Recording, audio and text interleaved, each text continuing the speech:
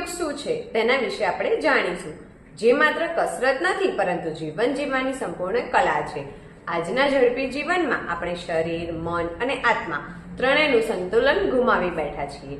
તણાવ, ચિંતા, અસંતોષ અને અશાંતિ આપણા જીવનનો ભાગ બની ગયા છે. આવા સમયમાં અષ્ટાંગ યોગ આપણું સંતુલિત, શિસ્તબદ્ધ અને શાંતિમય જીવનનો માર્ગ બતાવે છે. અષ્ટાંગ યોગ શું છે?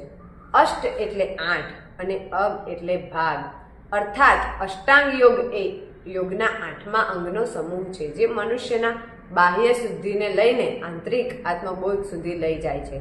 આ યોગ પદ્ધતિ આપણને કહે છે કે સાચો યોગ માત્ર આસન કરવા પૂરતું નથી, પરંતુ વિચાર, વર્તન અને જીવનશૈલીમાં પરિવર્તન લાવવાથી યોગ પૂર્ણ થાય છે. યમ, નૈતિક શિસ્ત રીતે જીવવું તે શીખવે છે. અહિંસા, સત્ય, અસ્તેય, બ્રહ્મચર્ય અને અપરિગ્રહ, આ પાંચેય યમ આપણને સારું માનવી બનાવે છે. બીજા નંબર પર નિયમ, આત્મશિસ્ત. નિયમ આપણને પોતાની શિસ્ત સાથે જોડે છે. શૌચ, સંતોષ, તપ, સ્વાધ્યાય અને ઈશ્વર પ્રણિધાન, આ ગુણો આપણને આંતરિક શુદ્ધિ અને સંતોષ આપે છે. ત્રીજા નંબર પર આસન, સ્થિરતા અને અયોગ્ય આસન એટલે શરીરને શિસ્ત અને સ્વસ્થ બનાવવું.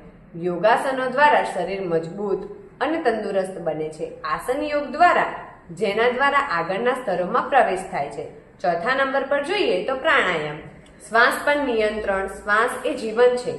પ્રાણાયામ દ્વારા શ્વાસનું સંતુલન થાય છે, મન શાંત અને ઉર્જા વધે છે. તણાવ ઘટાડવામાં પ્રાણાયામ અત્યંત અસરકારક છે. પાંચમા નંબર પર જોઈએ તો પ્રત્યાહાર, ઇન્દ્રિય સંયમ. પ્રત્યાહાર એટલે ઇન્દ્રિયોનો બાહ્ય વિષયોથી દૂર કરીને અંતર્મુખ થવું. આ તબક્કો આપણને ધ્યાન માટે તૈયાર કરે છે. છઠ્ઠા નંબર પર જોઈએ તો ધારણા, એકાગ્રતા. ધારણામાં મનને એક જ વિષય પર સ્થિર કરવામાં આવે છે. આવી વિચાર શક્તિ વધે છે અને મન ભટકતું અટકે છે. સાતમા નંબર પર જોઈએ તો ધ્યાન, આંતરિક શાંતિ. ધ્યાન એટલે અવિરત એકાગ્રત. આ અવસ્થામાં મન શાંત, સ્વચ્છ અને સ્વસ્થ બને છે. આઠમા નંબર પર જોઈએ તો સમાધિ, આત્મબોધ. સમાધિ એ યોગનું પરમ લક્ષ્ય છે. આ સ્થિતિમાં સાધકને આત્મભૂતિ અને પૂર્ણ શાંતિ મળે છે. અષ્ટાંગ યોગનું મહત્વ.